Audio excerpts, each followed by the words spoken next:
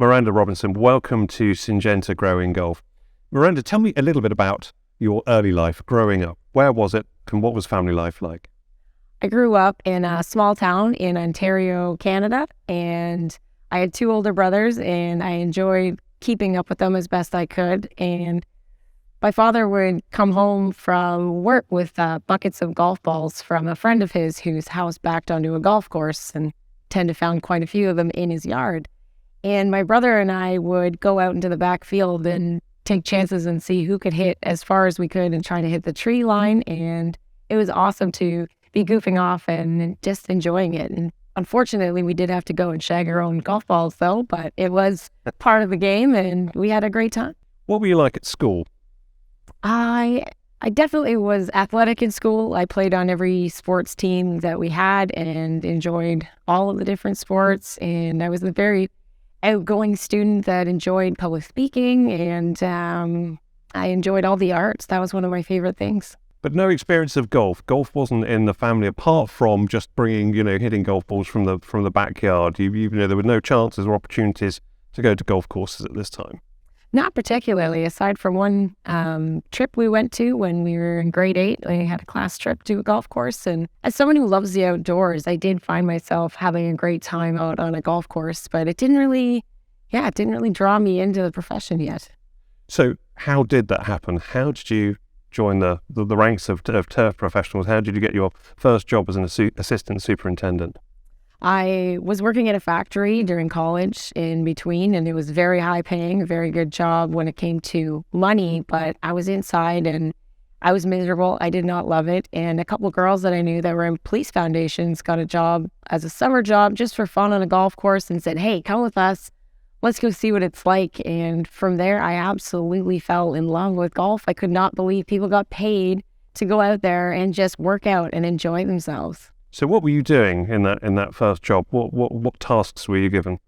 The very first task was learning how to walk mow, and that sells anybody into this industry. I think if you talk to superintendents, one of the main things that they love the absolute most was just going out and walk mowing in the morning.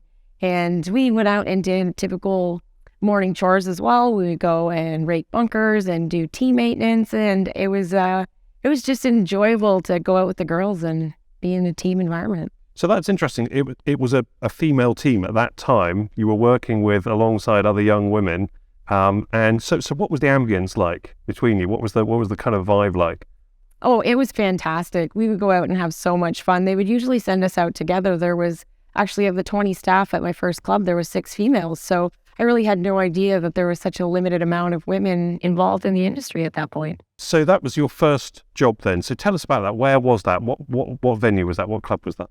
I was at Oliver's Nest Golf and Country Club. It was a average budget bentgrass golf course in a small town, and it was fantastic. But you fell in love with the whole profession, the whole idea of being a superintendent at this time. I did. I had no idea how awesome it would be to just get up every morning, see every sunrise, and just be out in an environment that's so green and so inviting. So where did your career go next? Where did it take you?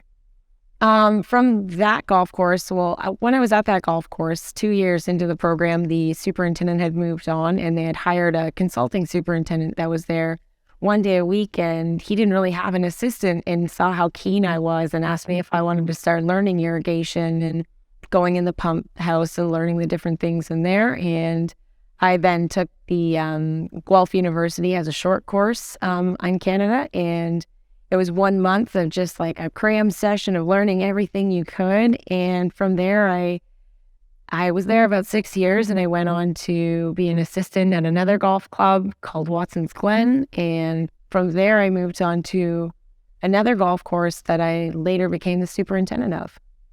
And what was that transition like? I mean, working presumably with largely male teams to begin with, what was that like? I think I was kind of at an advantage by having 2 older brothers, that I wasn't intimidated by that at all. I always had my brother's friends around the house, and they played hockey, and it was a very, very male type area in my house. So I got along really well. I felt like I really fit into that environment, and it didn't feel uncomfortable for me. And they were inclusive. The kind of the guys on the team were very inclusive towards you. They were. There were a few people of a different generation when I became a manager that, took some time to be able to accept me as a leader and as somebody who, is the person that has to tell them what to do. But for the most part, I had a pretty amazing experience. And what about golfers themselves, the members of the clubs where you were working? It's funny, at every golf course that I have worked at, I got nicknamed the Smiling Superintendent, regardless of them not knowing from the previous club that that was a thing. I really was known for going around the course and making sure I took a point of smiling to them and checking in with them and saying hi on my way around and just becoming part of that atmosphere. And always well accepted in that regard? Was there ever any misunderstanding about who you were and what you were doing?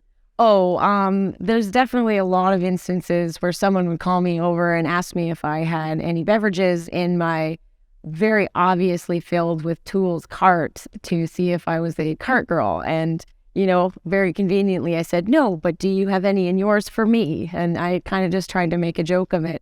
I would say to not try to take too many things to heart. It's very easy to be sensitive to other people's perceptions of you. And it's one thing you can't control. You can't really control how somebody thinks. All you can do is control how you can be presented to them. And so becoming negative or doing anything doesn't really give you any advantage. I think that staying positive and then just showing them why you belong there and why you're a leader, it's very difficult being a young leader. And it's hard to try and bridge the gap between a lot of different generations sometimes. And so it's just to step back and really recognize that you have to see how they're looking at the world as well. And it's very valuable. And what about stepping up to that role of superintendent? How big a deal was that for you? Stepping up as superintendent was pretty overwhelming at first. And I actually called a girl, Jen Penrith. She's a female superintendent that I really looked up to. And I said to her, oh my gosh, it's really happening. I'm so nervous. And her advice to me is now what I give to young assistants taking over superintendent roles. And it was, you've been doing it the whole time already. You know exactly what you're doing. Now you just don't have to answer someone, and you get to actually try the things that you've always wanted to try and see if they succeed or fail. And this is the time to push yourself and enjoy the ride. Have you had a mentor in your career? Absolutely. The very first superintendent that I worked under full time was Ron Biggs, and he was the best mentor I could have ever asked for. I say is. He is still absolutely somebody that I look up to and ask advice of. The things that made him incredible were his ability to push me outside of just the typical things. It wasn't just learn grass. He would say, hey, we got a problem in the pump house and we have a guy here that's in the pump house doing the, repair on it. You go spend the time down there with them. You go learn from him and then, hey, maybe you'll be able to fix the pump next time. And when I was digging an irrigation break down in, 4 feet down in clay, and he said, well, why don't you just use maybe the backhoe instead? And I was like, well, I don't know how. And he's like, well, we can fix that. Go up to the back 40, grab the backhoe, make a hole with it. And when you're done with that, fill it back in until you're comfortable with it. And I talk with a lot of different women in the industry and ask them about their experience with using heavy equipment and using different things on the golf course. And they didn't quite have that experience with somebody that just, openly was like, you need to know all the different things and learning how to set reels. I remember him saying, well, you have to learn how to set the reels because it's very important that you have that skill set, which brings in another mentor of mine who was Richard Heffering, and he was a golf course mechanic or equipment manager as well as a superintendent, but his mechanical skills are just incredible. So he would spend time with me, teaching me how to grind reels, teaching me the importance of all the different aspects of turf maintenance in the respective equipment managers. And having both of them, I call them my turf dads to this day. They're two people that I don't think I would be the same person in this industry without. One of the things that you've talked about is mental health and the impact on superintendents, but you've also got your own story on that as well, your own experience. Yes, when I was 20 years old, I lost a good friend of mine to cancer, and I took it really hard, and I ended up finding myself having a panic attack, and it was something that I really didn't understand. And I went to my doctor, and I definitely went through some different medications, and it was very difficult to really get a grasp on what was going on because it's so strange. It's a strange feeling. And I had a friend reach out to me, and his name is Paul McCormick, and he's known as the Mindful Superintendent up in Canada in Prince Edward Island. And he kind of showed me the value in stepping back and kind of thinking about how the different sensations and stuff were making you feel and what was making that happen. And he introduced me to mindfulness, which was just kind of a buzzword I had heard at the time and wasn't really something I understood. And it was more about introspection and being able to just be with your thoughts. And I found it quite incredible to just sit back and really analyze what was going on, as opposed to being so confused by how it felt. And it really led me down a great path. Came out of a very personal experience, but it's also evident in the industry that a lot of people in the turf industry are feeling more stress, more anxiety. How prevalent is it, do you think? I think it's very prevalent, and whether or not people recognize it for what it is or not is another thing, because we're all very driven to be perfect, to do such great things. We're detail oriented. We see all of the little things that most golfers wouldn't even notice. And we stress about a lot of different things, like the irrigation system maybe isn't watering, or the, thunderstorm that's coming through, or not being able to get a spray out. And it's all things that you can't control. And once you recognize it's the things you can't control that are the things that are really setting you off, and just accepting that. And then in the end, you're still going to go in, you're still going to deal with what happened. And it's not something that you need to stress about, because thinking about something that thinking about can't fix doesn't get you anywhere. Coming back to women in turf and getting perhaps more females involved in the industry, what are your hopes and aspirations for that in your new role? I would love to go out into the community and start maybe just going through public schools and high schools and just kind of spreading the word. I had no idea this career existed as a young person. I knew golf courses existed, but never really thought much about what went into that. And so once I knew, and all of the women that I know in this industry, we're all so passionate about it. And it's such an interesting career, and you get to travel and you get to do so many things that most jobs don't give you. So I think I'm going to start going to different high schools, and I would love to go to universities, because there's programs in environmental that are out there that maybe they just don't quite understand the amount of value that comes from a career like this. And that's kind of some steps I would like to take.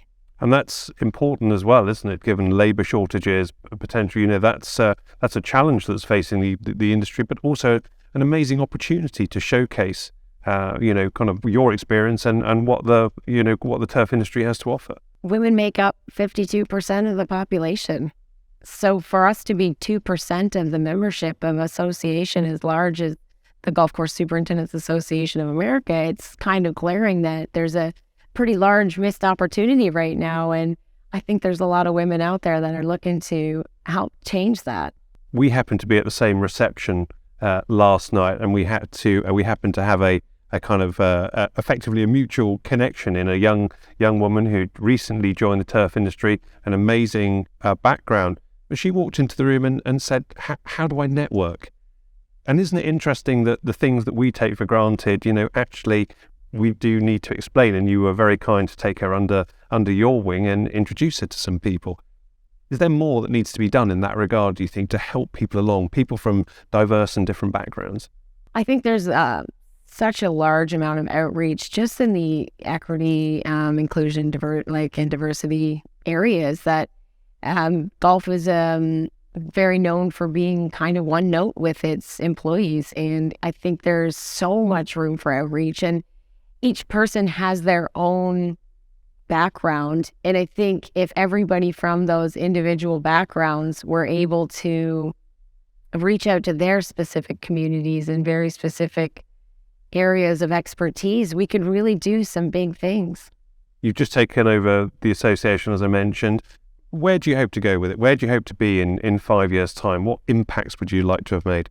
I definitely would love to see a lot more assistance. Like I said, I think that would be something phenomenal to really grow that part of the industry. And I'm also working alongside the Canadian Golf Course Superintendents Association, and I think that's, gives me national abilities as well to kind of connect in a grand scheme of things. So I'm really hoping, like, the assistant programs is really where I would like to start, because there are so many of them that if we can start getting them to be the advocates more than just the superintendents, that would be really phenomenal to see them get out into the communities. And not only does it give them experience, but they're the future of our industry, and they're the ones that are going to be raising the new assistant superintendents. And I think there's a pretty good domino effect that could go on from that. Miranda Robinson, thank you very much indeed for speaking to Syngenta Growing Golf.